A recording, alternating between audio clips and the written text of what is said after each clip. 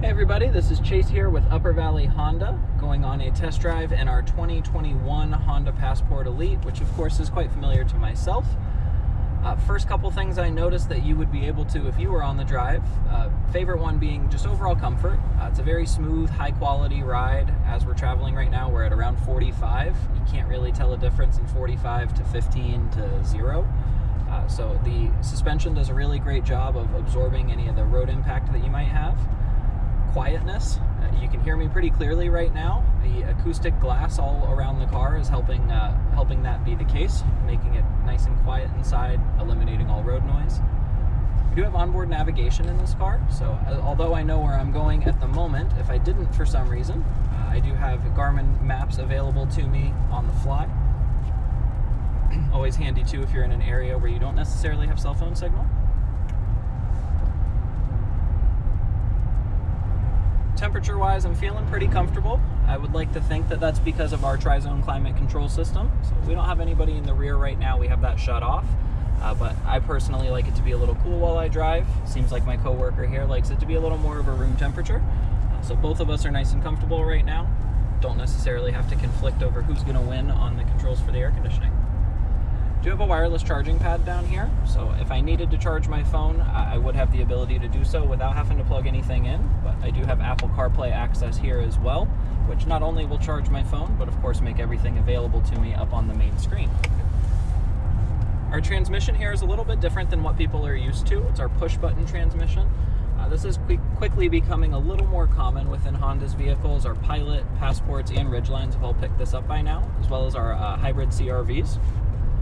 Very easy to use. A lot of people are intimidated by it just because it is a change from what we're used to, but we push a lot of buttons every day. You'd be surprised how quickly this just becomes another set of buttons. As I make the turn, another thing I really enjoy is the car doesn't sway too heavily, even within tight turns. Although it is one of our larger models, it drives a lot like a smaller SUV. Got a V6 engine under the hood, so as I'm getting up to speed, I have no issues doing so. We just quickly jumped up to 68, and we will turn on our adaptive cruise and lane keep assist from there. This is going to make it where the car is pretty much going to drive itself back to the dealership. I of course have to keep my hands on the wheel and remain alert to be safe, but as far as actually needing to really have a lot of input, the car is going to do a lot of that for me. Do have our heated seats turned on right now, so it's 37 degrees here in Vermont with some rain and snow mix happening throughout the day. So this is going to help keep us warm as we travel, and of course just keep us comfortable all around. It's a very spacious cab, so even though I'm 6'4", I have a lot of room here. The seat's not actually even pushed all the way back. Push back a little bit further, move my steering wheel around, adjust the seat how I would typically sit.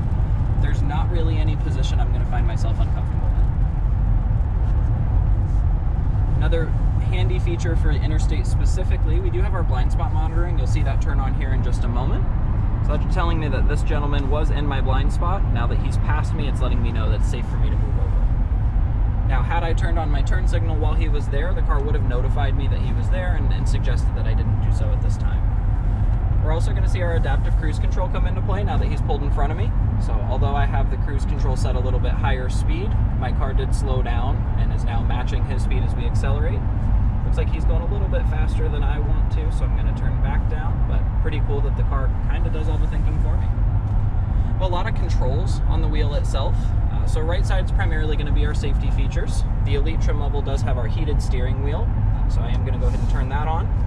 Left side's really going to be primarily main screen and or phone related.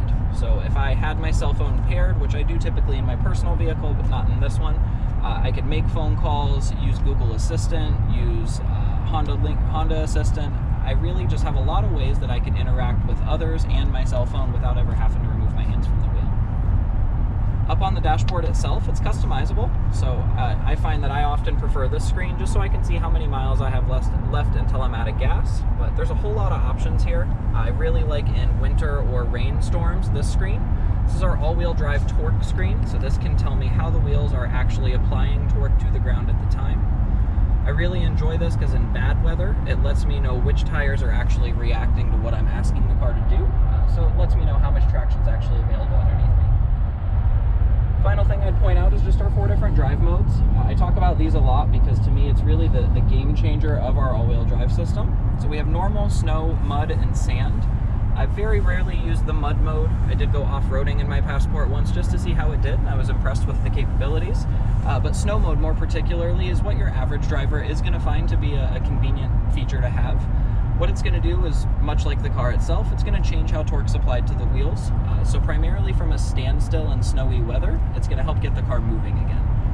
You know, weather itself, or with snow itself, it can be okay to move around, but once your car stops, that's really when you're going to struggle the most. So I really like knowing that my car itself has the ability to help me out in that situation. Have someone else passing again, so when my blind spot monitor turns on, I'll go ahead and turn that on. Now that they're there, the car's going to warn me, nope, don't get over, there is someone in your blind spot. Thank you guys for coming along on a test drive in a 2021 Passport Elite with me. If you have any interest in this vehicle or any other vehicle, please feel free to give me a call. My number is 802-436-22